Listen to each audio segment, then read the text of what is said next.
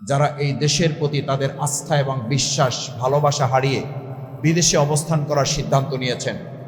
এত নির্মমতা, এত নিষ্ঠুরতা, আমাদের দেশ স্বাধীনকালে এত অফিসারকে হত্যা করা হয় নাই, যা হত্যাকাণ্ডের শিকার হতে হয়েছে 2009 সালের 25 এবং 26শে ফেব্রুয়ারি।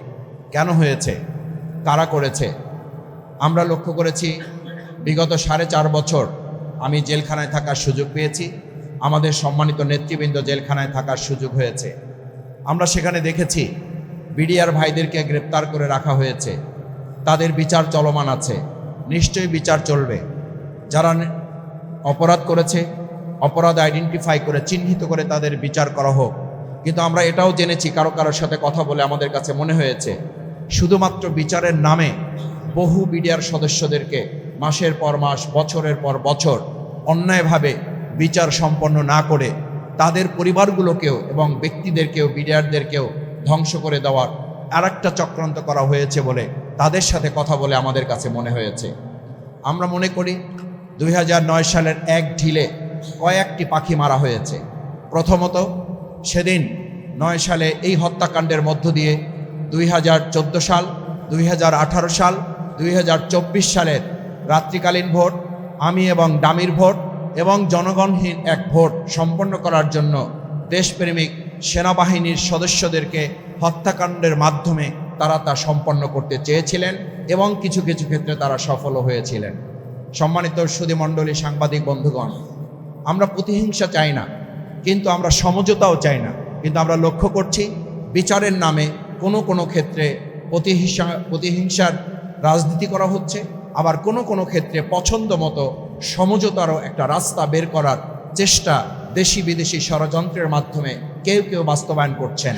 আমাদের কথা পরিষ্কার, নো সমঝোতা, সমঝোতার কোনো আপোষের কোনো বিষয় নেই। আবার একই সাথে প্রতিহিংসা পরায়ণ হয়ে নির্দোষ কোনো ব্যক্তিকে বিচারের আওতায় নিয়ে এসে অন্যায়ভাবে তার প্রতি বিচার প্রয়োগ করাটাও এই 2009 সালের 25 এবং 26শে ফেব্রুয়ারি ঘটনায় সংঘটিত হতে পারে না।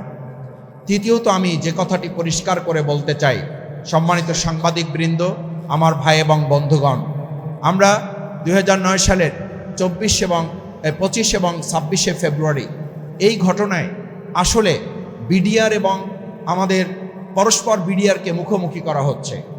এটি কোনো অংশে যদি সত্য হয়ে থাকে, প্রতিবেদন সরকার গঠন করেছিল, তারা সেদিন তাদের পক্ষ থেকে কমিটি নির্ধারণ করেছিল, কিন্তু এটা তো সত্য যে এই বিডিআরদেরকে কোনো একটা জায়গা থেকে তাদেরকে উস্কানি দিয়ে তাদের নেপথ্যে থেকে সেই সময় যারা ভূমিকা পালন করেছেন, কুশীলব হিসাবে যারা কাজ করেছেন, নেপথ্যে থেকে যারা ভূমিকা পালন করেছেন, সেই সময়ের তৎকালীন প্রধানমন্ত্রী শেখ হাসিনা কোনোভাবেই এই দায় এড়াতে পারেন না। কোনোভাবেই তৎকালীন সেই সময়ের পার্শ্ববর্তী এলাকার আওয়ামী লীগ নেতা শেখ তাপস কোনোভাবেই তিনি তার দায়িত্ব এড়াতে পারেন না। নানক কোনোভাবেই আওয়ামী লীগের নেতা, যিনি সমাধানের নামে মূলত সেদিন একটা নাটক মঞ্চস্থ করেছিলেন, কোনোভাবেই তিনি দায় এড়াতে পারেন না। আমরা পরিষ্কার মনে করি এই বিডিআরদেরকে বছরের পর বছর আটকে রেখে বিচারের নামে কোনো ক্ষেত্রে যেমন টালবাহানা করা হচ্ছে, একটা পরিবার ধ্বংস করে দেওয়া হয়েছে, একদিকে সেনাবাহিনীর চৌকস সেনা সদস্যদেরকে হত্যা করা হয়েছে, শহীদ করা হয়েছে, আর একদিকে আমাদের সীমান্তরক্ষী বাহিনী যারা জীবন বাজি রেখে, একটা সময় আমরা শুনতাম জনগণ বলতো রৌমারী সীমান্তে আমাদের পার্শ্ববর্তী রাষ্ট্রের বিএসএফকে যারা জীবন বাজি রেখে জনগণকে সাথে নিয়ে নারায়ে তাকবীর, আল্লাহু আকবার স্লোগানের মধ্য দিয়ে সীমান্ত পাহারা দেওয়ার এক উজ্জ্বল দৃষ্টান্ত স্থাপন করেছিল। সেদিনই নাকি তারা সিদ্ধান্ত নিয়েছিল এরকম বিডিআর যদি থাকে তাহলে বাংলাদেশের মতো প্রত্যেকটা ইঞ্চি মাটি বাংলাদেশ সংরক্ষণ করবে। কেউ এখানে দাদাগিরি, কেউ এখানে বাবুগিরি, কেউ এখানে রক্তচক্ষু দেখিয়ে আমাদের উপরে তারা প্রভাব বিস্তার করতে পারবে না। সেদিনের প্রতিশোধের অংশও নাকি এই 2009 সালের 25 এবং 26শে ফেব্রুয়ারি। আমরা একটা কথা পরিষ্কার বলতে চাই, আমাদের এই বাংলাদেশের বর্তমান 2024-এর জুলাই আগস্টের তরুণ যুবক ছাত্র জনতা সমস্ত মানুষ রাস্তায় নেমে ঘোষণা দিয়েছিল দিল্লি না ঢাকা, ঢাকা ঢাকা। সুতরাং এই প্রশ্নে আমরা পরিষ্কার বলতে চাই, শুধু একটা রাষ্ট্র নয়, আমাদের বাংলাদেশের বাইরে আমাদের সব বন্ধু থাকবে, আমাদের কোনো প্রভু থাকবে, এরকম বাংলাদেশ যেন আর কেউ কল্পনা না করেন। সুতরাং সেই জায়গায় 2009 সালের 25 এবং 26শে ফেব্রুয়ারি যাদেরকে হত্যা করা হয়েছে, আমরা আশা করি বর্তমান অধিষ্ঠিত সরকার এই ব্যাপারে অগ্রাধিকার ভিত্তিতে যত হত্যাকাণ্ড হয়েছে তার মধ্যে এটা চাঞ্চল্যকর একটা হত্যাকাণ্ডই শুধু নয়, এটা বাংলাদেশের জন্য স্পর্শকাতর একটা বিচারের ব্যবস্থা। সুতরাং বর্তমান প্রধানমন্ত্রীর কথা যদি সত্য হয়ে থাকে এবং তিনি যা বলেছেন তা যদি দেশপ্রেমের জায়গা থেকে বলে থাকেন, তিনি তার শপথের জায়গা থেকে বলে থাকেন, আইনের শাসন তিনি কায়েম করবেন, যে 3-4টি মূল কথা তিনি বলেছেন তার প্রথম পয়েন্ট ছিল আইনের শাসন তিনি কায়েম করবেন। আমাদের বক্তব্য পরিষ্কার, আমরা দেখতে চাই এই 2009 সালের 25 এবং 26শে ফেব্রুয়ারি যে নির্মম এবং নৃশংস মর্মান্তিক হত্যাকাণ্ড সংঘটিত হয়েছে, কম সময়ের ব্যবধানে এই সমস্ত সেনা অফিসারদের পরিবারকে আশ্বস্ত করতে হবে, বিচার নিশ্চিত করতে হবে, বিচারহীনতার সংস্কৃতি থেকে আমাদের বাংলাদেশকে বের করে নিয়ে আসাই হবে আইনের শাসন কায়েমের প্রথম ধাপ। আমরা আশা করব সেই ধাপ বাস্তবায়নে বর্তমান সরকারি দল তাদের এবং বর্তমান প্রধানমন্ত্রী তিনি যে প্রত্যয় ব্যক্ত করেছেন সেটি তিনি বাস্তবায়ন করবেন।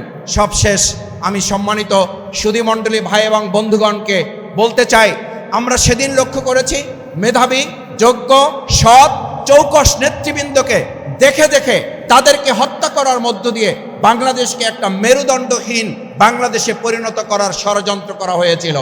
আজকে আমরা লক্ষ্য করছি সিটি কর্পোরেশন, বিশ্ববিদ্যালয়, বিভিন্ন সচিবালয় সৎ, দক্ষ, যোগ্য, দেশপ্রেমিক নেতৃবৃন্দকে সরিয়ে দিয়ে একটা দলীয় সরকার প্রতিষ্ঠার জন্য ষড়যন্ত্র করা হচ্ছে।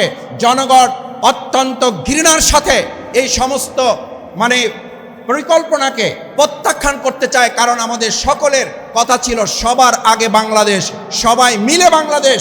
যদি তাই হয় তাহলে সৎ অফিসারদেরকে সরিয়ে দিয়ে, সৎ শিক্ষাবিদদেরকে সরিয়ে দিয়ে, আদর্শ, যোগ্য, দক্ষ, দেশপ্রেমিক অফিসারদেরকে সরিয়ে দিয়ে একটা সবাই মিলে বাংলাদেশ, সবার আগে বাংলাদেশ গঠিত হতে পারে না। এটা বক্তব্যের সাথে সম্পূর্ণ সাংঘর্ষিক। আমি আরেকটা কথা বলে শেষ করতে চাই, আমরা লক্ষ্য করছি আমাদের বিচারের জায়গাগুলো আস্তে আস্তে সংকুচিত করা হচ্ছে। যারা সুন্দর সুষ্ঠু বিচার করছিলেন সেই জায়গাগুলো সরিয়ে দিয়ে দলীয় লোক বসানো হচ্ছে, আপত্তি নাই। কিন্তু এই লোক বসানোর সাথে সাথে একের পর এক বিচারের নামে মামলায় যাদের এজাহারে নাম আছেন, হত্যা মামলার আসামি, তারা এই সরকার প্রতিষ্ঠিত হয়ে যাওয়ার পর কি করে 3 দিনের মাথায়, 4 দিনের মাথায়, 5 দিনের মাথায় তারা জামিন পেয়ে যায়। এটা রীতিমতো জুলাই শহীদদের প্রতি বিশ্বাসঘাতকতা ছাড়া আর কিছু হতে পারে না।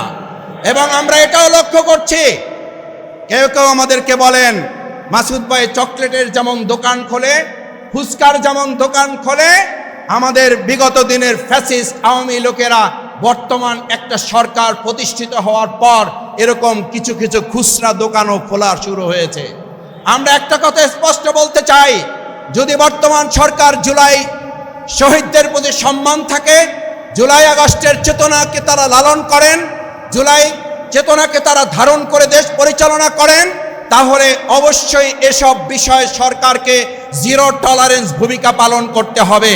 আমরা জানি না, একদিকে আমরা দেখি বর্তমান সরকারে যারা নিয়োজিত হয়েছেন তাদেরকে সেই ফ্যাসিস্ট আমলের লোকেরা ফুল দিয়ে বরণ করছেন, আর একদিকে সরকারেরই অংশ আইজিপি নিজে বলছেন একটা নিষিদ্ধ ঘোষিত সংগঠন চলতে পারে না, চলার কোনো সুযোগ নাই। আমরা এই সাংঘর্ষিক অবস্থা দেখতে চাই না। আমরা দেখতে চাই জুলাই আগস্টের চেতনায় লালিত আমাদের 71-এর যুদ্ধের মাধ্যমে সাম্য, মানবিকতা, সামাজিক সুবিচার এর ভিত্তিতে আমাদের বাংলাদেশ পরিচালিত হবে এবং নাগরিকগণ শান্তিতে বসবাস করবে। তাহলেই 2009 সালের 25 এবং 26শে ফেব্রুয়ারি যে নির্মম হত্যাকাণ্ড ঘটেছে, আমি মনে করি যদি পরিস্থিতি সামাল দেওয়া না যায় এবং আমরা যদি সততা, দক্ষতা, যোগ্যতা, দেশপ্রেমের ভিত্তিতে আমাদের দেশ পরিচালনা করতে না পারি, আবার কোনো এক কুচক্রী মহল আমাদের এই সমস্ত সৎ, দক্ষ, যোগ্য, দেশপ্রেমিক অফিসারদেরকে বিপদে ফেলার ষড়যন্ত্রের নেপথ্য নায়ক হিসাবে ভূমিকা পালন করবেন। এরকম পরিস্থিতি বাংলাদেশের মানুষ আর দেখতে চায় না।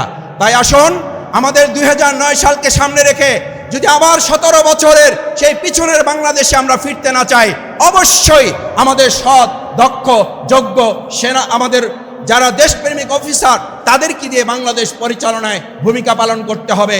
আমি প্রধানমন্ত্রীর শেষ শব্দটি বলে বক্তব্য ইতি টানতে চাই। তিনি তার 3টি মৌলিক বক্তব্যের মধ্যে এটাও বলেছিলেন, প্রশাসনে দক্ষতা, যোগ্যতা, সততা হবে অগ্রাধিকারের ভিত্তি। আমরা তার কথার সাথে বাস্তবতার মিল দেখার জন্য আরও কিছুদিন এদেশের জনগণ অপেক্ষা করতে চায়। সেই অপেক্ষার কথা জানিয়ে আবারও আপনাদেরকে ধন্যবাদ জানিয়ে আমাদের শহীদদের দোয়া করে তাদের আল্লাহ তাআলা জান্নাত দান করুন, তাদের পরিবারের প্রতি সমবেদনা জ্ঞাপন করে বিডিআরের মধ্যে যারা নিরপরাধ, নির্দোষ, তাদের বিচার শেষ করে দ্রুত তাদেরও মুক্তির ব্যবস্থা করার অনুরোধ জানিয়ে আমার কথা শেষ করছি। আল্লাহ হাফেজ। আসসালামু আলাইকুম রহমতুল্লাহ।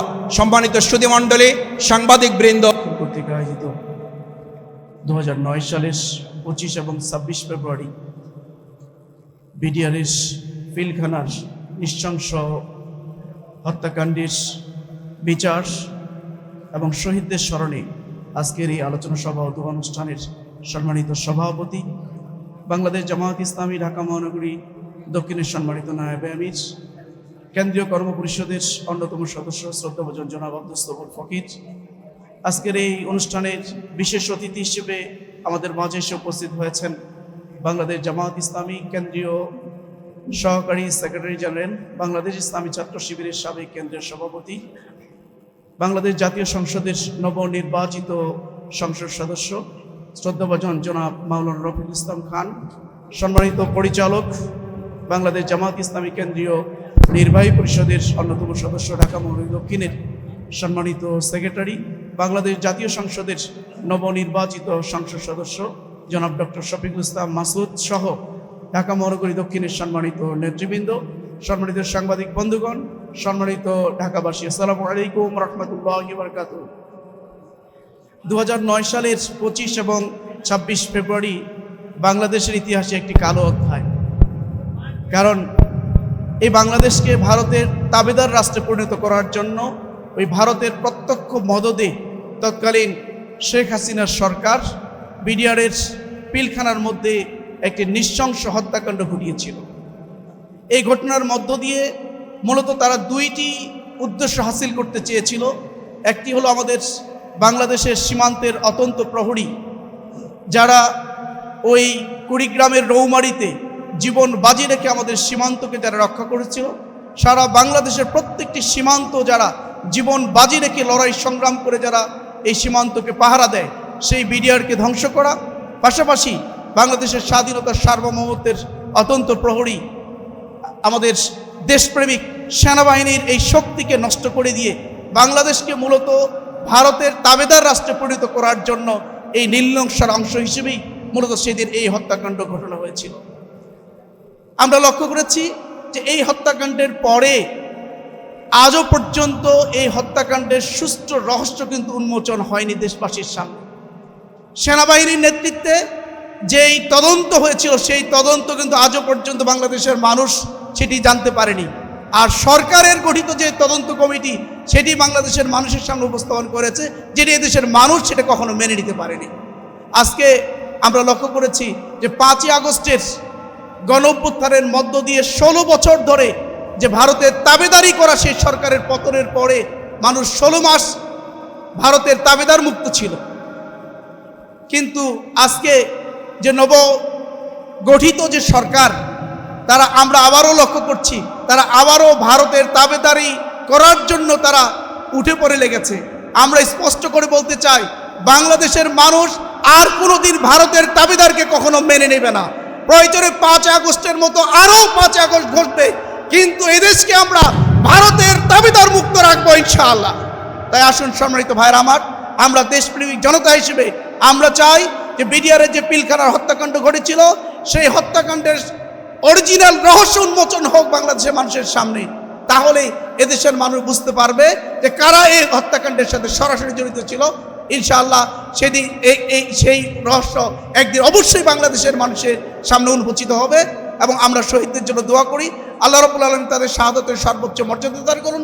তাদের শহীদ ফ্যামিলিগুলোর জন্য আমরা দোয়া করি, আল্লাহ রাব্বুল আলামিন তাদেরকে ধৈর্য ধারণ করার তৌফিক দান করুন।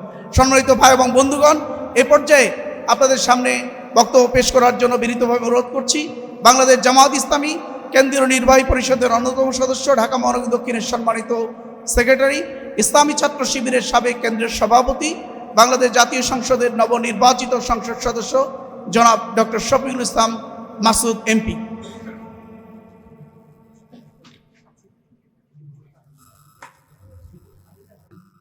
জনাব অধ্যাপক মিয়া গোলাম পরোয়ার সাবেক এমপি আমাদের মাঝে উপস্থিত হবেন। ইতিমধ্যে আমাদের মাঝে উপস্থিত হয়েছেন বাংলাদেশ জামায়াত ইসলামীর নবনির্বাচিত সংগ্রামী সহকারী সেক্রেটারি জেনারেল, জাতীয় সংসদের মাননীয় নবনির্বাচিত সংসদ সদস্য, আমাদের একান্ত শ্রদ্ধাভাজন অবিভক্ত ঢাকা মহানগরীর সাবেক আমির জননেতা জনাব মাওলানা রফিকুল ইসলাম খান, মহানগরীর নেতৃবৃন্দ, সুধীমণ্ডলী, উপস্থিত সম্মানিত সাংবাদিকবৃন্দ। শুরুতেই আমরা 2009 সালের 25 এবং 26শে ফেব্রুয়ারি যারা অন্যায়ভাবে নির্মমভাবে তাদেরকে হত্যা করা হয়েছে এবং সাধারণ মানুষ যাদেরকে হত্যার শিকার হতে হয়েছে তাদের জন্য আমরা দোয়া করি আল্লাহ তাআলা তাদেরকে দেশের জন্য, ইসলামের জন্য, দেশের মানুষের অধিকার আদায়ের জন্য তারা যে লড়াই সংগ্রাম করেছেন, সেনাবাহিনীর যে গুরুত্বপূর্ণ দায়িত্বে তারা নিজেদেরকে নিয়োজিত রেখেছিলেন, সেই হিসাবে আল্লাহ তাআলা তাদেরকে শাহাদাতের মর্যাদা দান করুন। তাদের পরিবারের সদস্যবৃন্দ যে নির্মমতার সাক্ষী হয়েছেন এবং এখনো পর্যন্ত আমরা সেই সমস্ত পরিবারগুলোর সাথে যোগাযোগ করলে জানতে পারি পরিবারের কোনো কোনো সদস্য এখনো মানসিক ভারসাম্যহীন অবস্থায় জীবনযাপন করছেন। এমন অনেকে কেউ আছেন যারা হাসপাতালে এখনো চিকিৎসা গ্রহণ করছেন মানসিকভাবে নিজেদেরকে সুস্থ রাখার জন্য। এমন অনেকে আছেন